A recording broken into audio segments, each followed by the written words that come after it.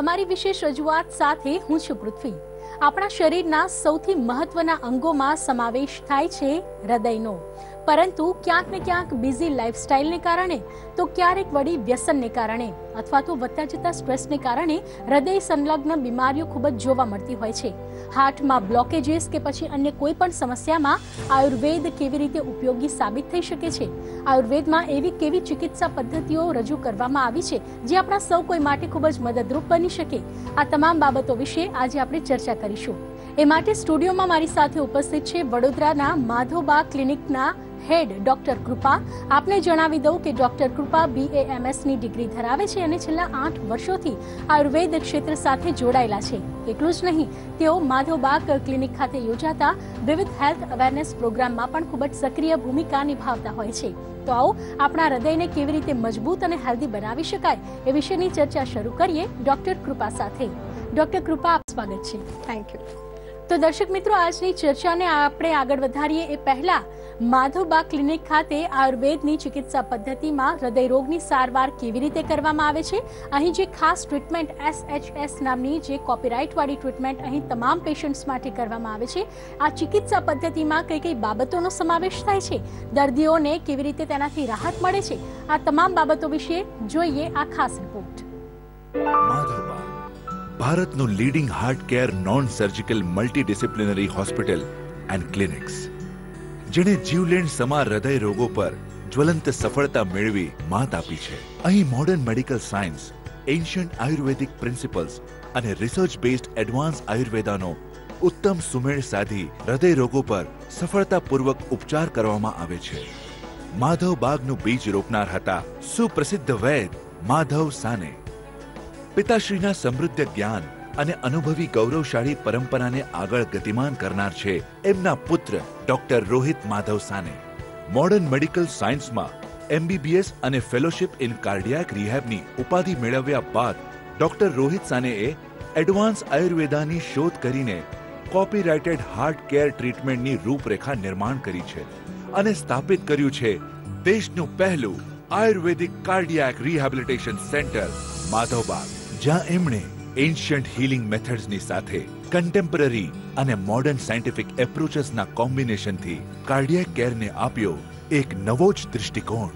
માધવબાગના રિસર્ચર્સને world's best medical journal Lancet, European society of cardiology અને Indian heart journal દ્વારા પણ સ્વીકૃતિ પ્રાપ્ત થઈ છે। દેશના અનેક શહેરો અને ગામોમાં સ્થિત છે 200થી પણ વધુ માધવબાગની ક્લિનિક્સ અને હોસ્પિટલ્સ, જ્યાં ડોક્ટર રોહિત સાનેના ગાઈડન્સ હેઠળ સ્કિલ ટીમ ઓફ એક્સપર્ટ્સ દ્વારા લાખો લોકોને કાર્ડિયાક કેરની સેવા ઉપલબ્ધ કરવામાં આવી રહી છે।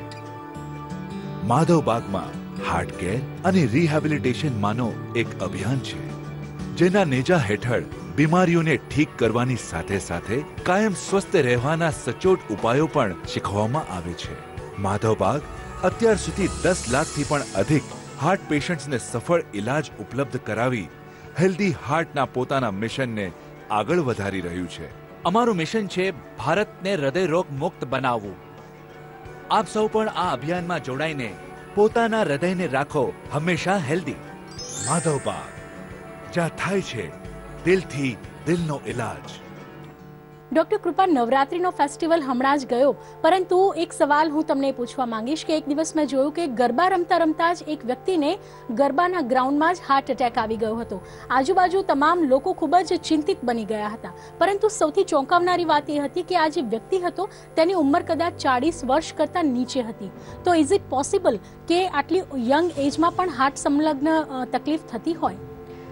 જી બિલકુલ પૃથ્વી, આ જમાનામાં આપણે જોઈ રહ્યા છીએ અત્યારના સમયગાળામાં કે 40થી નીચેની ઉંમરવાળા વ્યક્તિઓને પણ ગમે ત્યારે ગમે તે સમયે ગમે ત્યાં હાર્ટ એટેક આવતા હોય છે, જે ખૂબ ગંભીર સમસ્યા છે।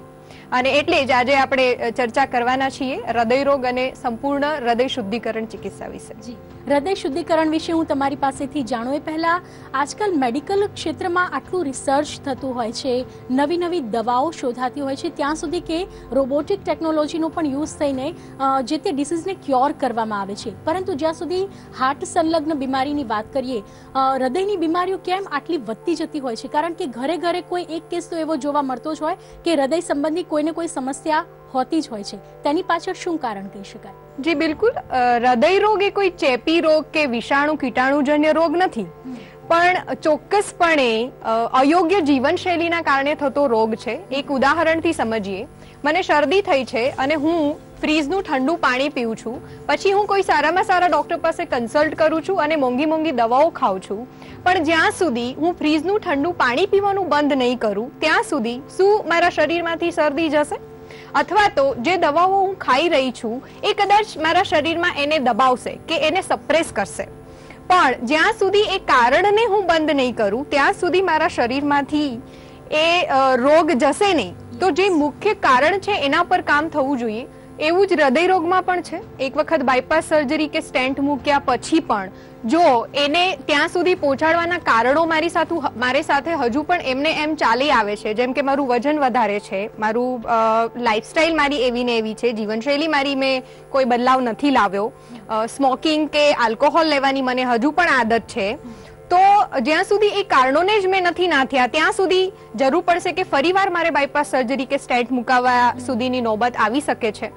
તો ગમે એટલી રોબોટિક સર્જરી કે નવા નવા સંશોધનો કે મોંઘી મોંઘી દવાઓ શોધાય, પણ પૃથ્વી જ્યાં સુધી આપણી જીવનશૈલીમાં બદલાવ નહીં લાવીએ ત્યાં સુધી હૃદય રોગને કેવી રીતે નાથી શકાશે? યસ ડૉક્ટર કૃપા, હું એ પણ સમજવા માંગીશ કે જે રીતે તમે કહ્યું કે સ્ટેન્ટ નાખવા છતાં અને ટ્રીટમેન્ટ કરાવવા છતાં જો આપણી લાઈફસ્ટાઈલ પ્રોપર નહીં હોય તો આ પ્રકારની સ્થિતિ એમની એમ જ રહેશે. એક મુદ્દો હું તમારી પાસેથી એ પણ સમજવા માંગીશ કે આજકાલ મોટાભાગના ફેમિલીઝમાં ક્યાંક ને ક્યાંક કોઈને બ્લડ પ્રેશરની તકલીફ હોય છે, કોઈ ડાયાબિટીસથી પરેશાન હોય છે, કોઈ હાઈ બીપીની કે લો બીપીની દવા લેતું હોય છે, કોલેસ્ટ્રોલની સમસ્યા એટલી જ જોવા મળતી હોય છે. તો આ તમામ સિચ્યુએશન તમારા મત અનુસાર કેટલી ગંભીર કહી શકાય, જે આગામી સમયમાં જો ધ્યાન ન રાખીએ તો હૃદય રોગમાં પરિવર્તિત થઈ શકે?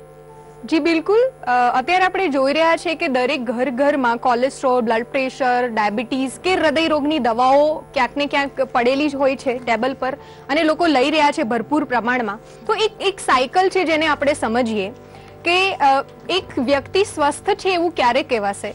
તો વ્યક્તિની હાઈટ પ્રમાણે, એની ઊંચાઈ પ્રમાણે અગર એનું વજન પ્રોપર એક ચોક્કસ પ્રમાણમાં છે, એટલે કે એનું BMI બોડી માસ ઇન્ડેક્સ પ્રોપર પ્રમાણમાં છે, ત્યારે એ વ્યક્તિને આપણે સ્વસ્થ કહીશું. દાખલા તરીકે તમારી ઊંચાઈ 5 ફૂટ 4 ઇંચ છે અને તમારું વજન એના સપ્રમાણમાં હોવું જોઈએ 50 થી 60 કિલો. જો તમારું વજન વધારે છે એટલે કે એ વધારાની જે ચરબી છે એ શરીરમાં જ્યાં ત્યાં જે તે અંગ અવયવમાં જમા થાય છે. હવે આ જમા થયેલી ચરબી જે છે એ તમારા લોહીમાં પણ આવશે, એટલે શરૂ થશે તમારા કોલેસ્ટ્રોલની દવા કે જેને સપ્રેસ કરશે, જેને દબાવશે. કોલેસ્ટ્રોલ આવ્યા પછી અને એ જમા થયેલી ચરબી વાળું શરીર જે છે એ ડાયાબિટીસને આમંત્રણ આપવા માટે તૈયાર થઈ જાય છે અને તમારી શરૂ થાય છે ડાયાબિટીસની દવાઓ. હવે ડાયાબિટીસ જેવો મહારોગ શરીરમાં આવ્યા પછી માથાથી લઈને પગ સુધી દરેક અવયવને એ ઉધઈની જેમ ખાવાનું અને એને ખોખલા બનાવવાનું કામ શરૂ કરી દે છે. તો એ સૌ પહેલા તો રક્તવાહિનીઓને, બ્લડ વેસલને શરીરની નુકસાન પહોંચાડશે અને જેથી કરીને બ્લડ પ્રેશર આવશે. આવવાની પૂરેપૂરી શક્યતા છે. એક વખત બ્લડ પ્રેશર આવ્યું એટલે એની દવાઓ શરૂ થઈ.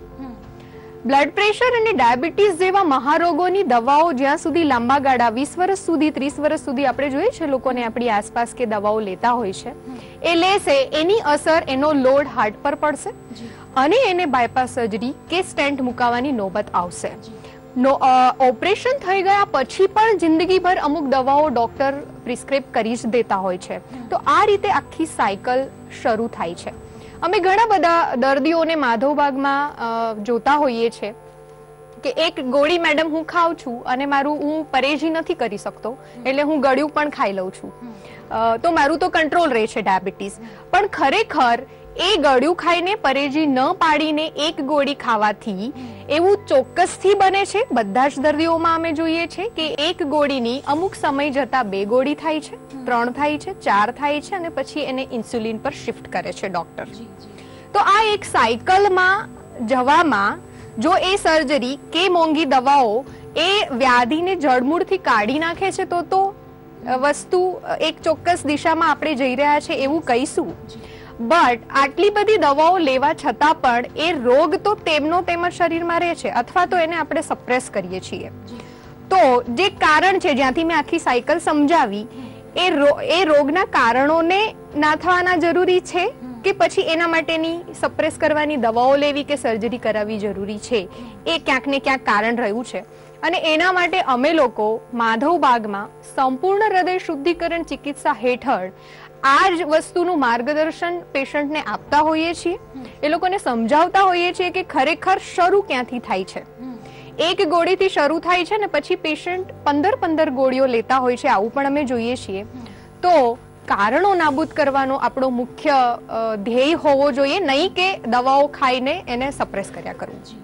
તો દર્શક મિત્રો, તમે પણ સમજ્યા ને આ વાત, જે આખી સાયકલ આપણા બોડીમાં જે રીતે ક્રિએટ થતી હોય છે, અને આપણે પ્રોપર સમયે અવેર થઈ જઈએ અને ચોક્કસ એક જે સાચી સારવાર પદ્ધતિ છે તે દિશામાં જો આપણે વળીએ તો ક્યાંક ને ક્યાંક શરીરને સાચવી શકીએ. ડૉક્ટર કૃપા, હું એ પણ સમજવા માંગીશ કે વધતા જતા હાર્ટ એટેક અને તેને કારણે થતા મૃત્યુના કેસીસમાં શું ઘટાડો કરી શકાય? જી બિલકુલ કરી શકાય. હાર્ટ એટેકનો એક ભય પણ લોકોમાં જોવા મળતો હોય છે, તો એનાથી ડરવાના બદલે હાર્ટ એટેકની સામે લડત કેવી રીતે આપી શકાય એ સમજવું ખૂબ જરૂરી છે. સૌ પહેલા તો હું હાર્ટ એટેક શું છે એ સમજાવવાની કોશિશ કરીશ. હાર્ટ પર થતો અટેક, હવે આ અટેક બહારથી તો થતો નથી, તો શરીરમાં જ એવું કંઈક થાય છે કે હાર્ટ પર અટેક થાય છે. મારી અયોગ્ય જીવનશૈલીના કારણે, અયોગ્ય ખાનપાનના કારણે, સ્ટ્રેસના કારણે, ધૂમ્રપાનના કારણે કે દારૂના કારણે મારા શરીરમાં એવા કંઈક તો બિનજરૂરી તત્વ લોહીમાં ફરતા થાય છે, જે તત્વો મારી રક્તવાહિનીઓના અંદરના સ્તરને નુકસાન પહોંચાડે છે, એમાં ઘસારા ઉત્પન્ન કરે છે, અને જેમ આપણને કંઈક વાગે છે અને બહાર લોહી જમા થાય છે, એ જ રીતે શરીરની અંદર પણ લોહી જમા થાય છે. તો આ જામેલો લોહીનો ગઠ્ઠો જ્યાં નાનકડી રક્તવાહિનીમાં જઈને ફસાય છે, ત્યાંથી પછી આગળની માંસપેશીને રક્તનો પુરવઠો મળતો નથી, અને એટલે એ માંસપેશી રડે છે, જેને કહીશું cry of dying heart muscle. અને જો 6 કલાક સુધી એ માંસપેશીને રક્તનો જથ્થો નહીં મળે તો એટલી માંસપેશી મૃત્યુ પામે છે, અને એને આપણે કહીશું હાર્ટ એટેક, કે જેમાં છાતીમાં દુખાવો થવો, પીઠમાં દુખાવો થવો, જડબામાં દુખાવો થવો જેવા લક્ષણો જોઈ શકાય છે. નાની ઉંમરમાં પણ હાર્ટ એટેક થતા જોવા મળી રહ્યા છે. અને માધવબાગના અમારા 3 વર્ષ પહેલાના એક રિસર્ચમાં અમે ઓબ્ઝર્વ કર્યું છે કે જેનું હાર્ટની કાર્યક્ષમતા 20%થી વધારે છે, એવા દર્દીઓમાં મૃત્યુદર ઓછો થતો જોવા મળે છે, અને એ એક લાંબુ આયુષ્ય હેલ્ધી હાર્ટ સાથે જીવતા થયા છે. તો દર્શક મિત્રો, હાર્ટ ડિસીઝ સાથે જોડાયેલી આપણી આ ચર્ચાઓ આગળ પણ આપણે કરતા રહીશું. એવી કઈ બાબતો છે જે તમામ લોકોએ ખાસ ધ્યાન રાખવી જોઈએ, એવા કયા લક્ષણો છે જેના ઉપર આપણે ખાસ નજર રાખવી જોઈએ, આ તમામ બાબતો વિશે ચર્ચા આગળ યથાવત રાખીશું. હાલ રોકાઈએ એક બ્રેક માટે.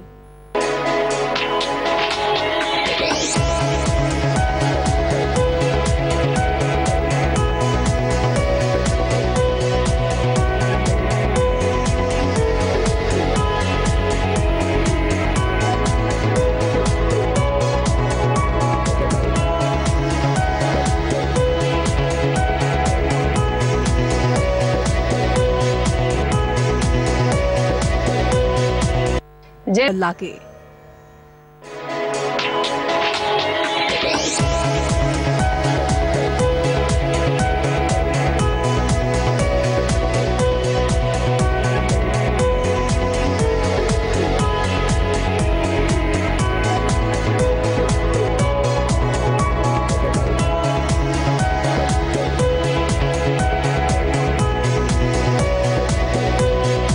Welcome back. તો આજની વિશેષ રજૂઆતમાં માધવબાગ ક્લિનિક કે જે વડોદરા ખાતે આવેલું છે, ત્યાંના ક્લિનિક હેડ ડોક્ટર કૃપા આપણી સાથે જોડાયેલા છે, અને આપણે હૃદય શુદ્ધિકરણ કેવી રીતે આયુર્વેદની દ્રષ્ટિએ કરી શકાય, આ તમામ બાબતો વિશે આપણે ચર્ચા કરી રહ્યા છીએ. તો આવો ચર્ચાને આગળ વધારીએ. ડોક્ટર કૃપા, કોઈ પણ ડિસીઝ હોય તો એમાં સપોઝ કેન્સર, તો કેન્સરમાં એક પછી એક સ્ટેજીસ હોય છે, એવી રીતે હાર્ટના કોઈ પણ જાતના સમસ્યામાં શું વિવિધ પ્રકારના સ્ટેજીસ હોય છે ખરા? જી બિલકુલ. આપણી સામાન્ય ભાષામાં ઘણીવાર લોકોને એવું કહેતા સાંભળ્યા છે કે ભાઈ એનું હાર્ટ ફેલ થઈ રહ્યું છે, તો એના આવા 4 સ્ટેજીસમાં અલગ અલગ એને કન્સિડર કરી શકીએ. પહેલું કે જેમાં રોગીને બહુ એના સાંકેતિક લક્ષણોની ખબર નહીં પડે, જેમ કે છાતીમાં દુખાવો થવો, અથવા તો શ્વાસ થોડું ચાલે છે કે પગથિયા ચડે છે તો એને શ્વાસ ફૂલવો, બીજા સ્ટેજમાં એને થોડા લક્ષણો દેખાવાનું શરૂ થશે, પણ એની રોજિંદી જે ક્રિયા હશે એમાં એને બહુ વિક્ષેપ પડશે નહીં. ત્રીજું જે સ્ટેજ છે એમાં એને લક્ષણો દેખાવાના શરૂ થશે, જેમ કે પગથિયા ચડશે તો એને શ્વાસ ફૂલવો, એ ચાલે છે કે દોડે છે કે આવી કોઈ પણ ક્રિયા કરે છે ત્યારે એને શ્વાસ ચડે છે. ચોથા સ્ટેજમાં જ્યારે એ આરામની સ્થિતિમાં પણ છે દર્દી, ત્યારે પણ એને છાતીમાં દુખાવો થાય કે શ્વાસ ચડે છે કે અન્ય એવા લક્ષણો એને દેખાય છે, તો આવા સ્ટેજીસ આપણે કન્સિડર કરી શકીએ. પણ જ્યારે હાર્ટ એટેકની વાત આવે છે ત્યારે એનું કોઈ સ્ટેજ હોતું નથી, કોઈ એની ઉંમર નથી હોતું. જેવું કે આપણે પહેલા ચર્ચા કરી કે હાર્ટ એટેક ગમે તે વ્યક્તિને ગમે તે ઉંમરે ગમે ત્યારે આવે છે. ડોક્ટર કૃપા, એ પણ સમજવા માંગીશું કે રક્તવાહિની અને હાર્ટ એટેક એ બંને વચ્ચે શું સંબંધ છે? જી બિલકુલ, રક્તવાહિની અને હાર્ટનો સીધો જ સંબંધ છે. જેવું કે મેં પહેલા પણ કહ્યું કે એવા બિનજરૂરી તત્વો રક્તવાહિનીના અંદરના સ્તરને નુકસાન પહોંચાડે છે. અને બાયપાસ સર્જરી અને સ્ટેન્ટની વાત પણ જ્યારે આવે છે ત્યારે એ પણ રક્તવાહિની ઉપર થાય છે, નહીં કે હૃદયની માંસપેશી ઉપર. તો અમે જ્યારે માધવબાગમાં સંપૂર્ણ હૃદય શુદ્ધિકરણ કરીએ છીએ એમાં હૃદયની માંસપેશીઓ ઉપર કામ થાય છે, જેથી કરીને એક વખત બાયપાસ સર્જરી જે પેશન્ટનું થયું છે કે સ્ટેન્ટ મુકાયો છે એના હૃદયને પણ ફરીથી સશક્ત કરી શકીએ, એની રક્તવાહિનીઓની સ્થિતિસ્થાપકતા વધારી શકીએ અને એની રક્તવાહિનીઓને એટલી સશક્ત કરી શકીએ કે એ ફરીવાર એનું પમ્પિંગ પ્રોપર પ્રમાણમાં કરી શકે. ડોક્ટર કૃપા, ઘણીવાર એવા કેસીસ પણ જોવા મળતા હોય છે કે કોઈ દર્દીનું હાર્ટ એટેકથી મૃત્યુ થાય, પરંતુ ઘણીવાર એવા પણ લોકો હોય છે કે જેને ખ્યાલ જ નથી આવતો કે એને હાર્ટ એટેક આવ્યો છે. તો શું આવું પોસિબલ હોય છે ખરું, ને આવું કેમ થતું હોય છે? જી બિલકુલ, જે વ્યક્તિ સ્વસ્થ હશે અને એની જીવનશૈલી એક ચોક્કસ પ્રમાણમાં હશે, એના લાઈફમાં અગર એ વ્યાયામ ચોક્કસ પ્રમાણમાં કરી રહ્યો હશે, તો એના હૃદયમાં એક પર્યાય રક્તવાહિનીનું જાડું તૈયાર થાય છે.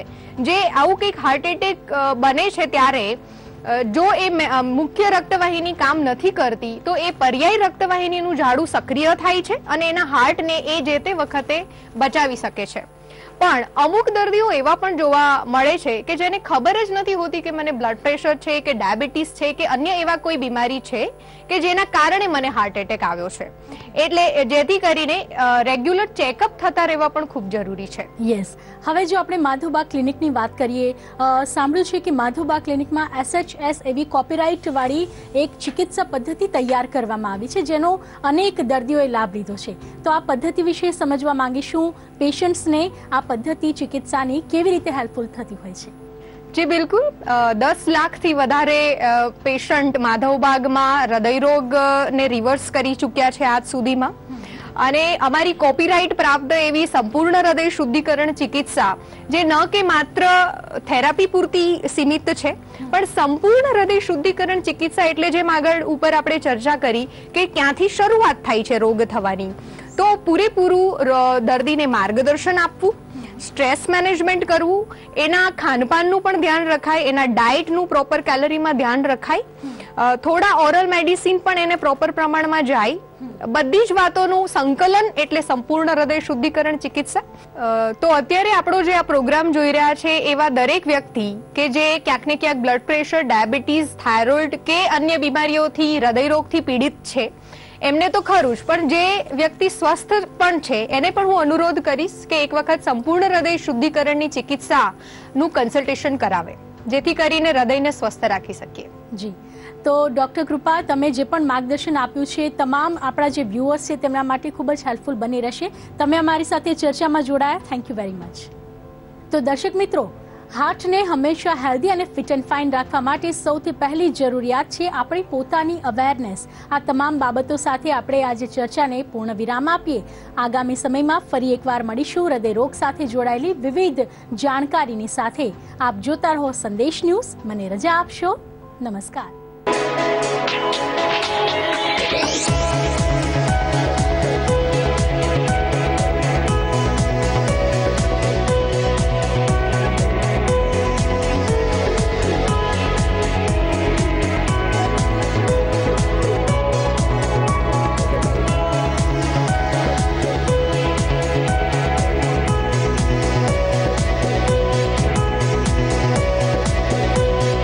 આ ન્યૂઝના પ્રાયોજક છે JU એગ્રી સાયન્સીસ, મિટ્ટી